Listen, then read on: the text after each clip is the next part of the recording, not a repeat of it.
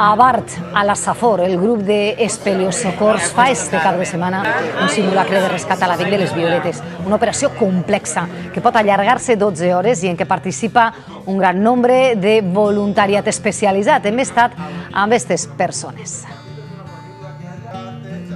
A Barx s'ha instal·lat el centre de control amb la presència dels voluntaris especialitzats i els professionals com els bombers i les forces de seguretat, mentre els especialistes del grup d'Espeleosocors s'han desplaçat a l'avenc de les Violetes on ha ocorregut l'accident. En este simulacre es disposa el centre de boca que serveix d'enllaç per ràdio amb els rescatadors que s'endinsen a la cima.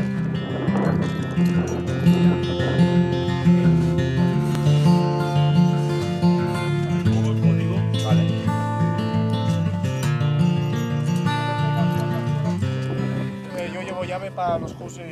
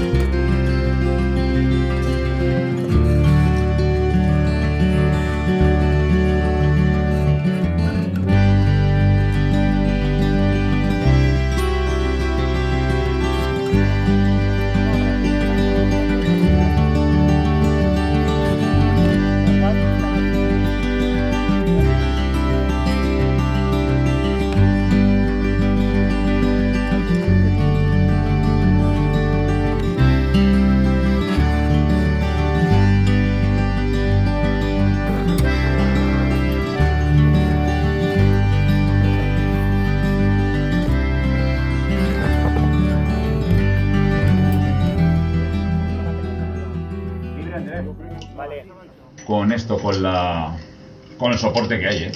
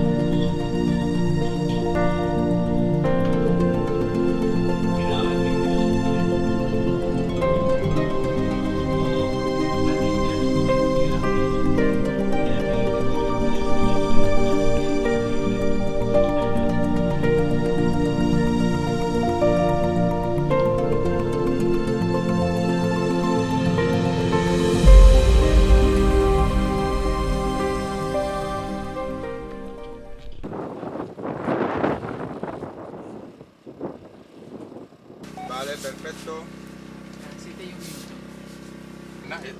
Esto no engorda, pasteurizado. Claro que sí.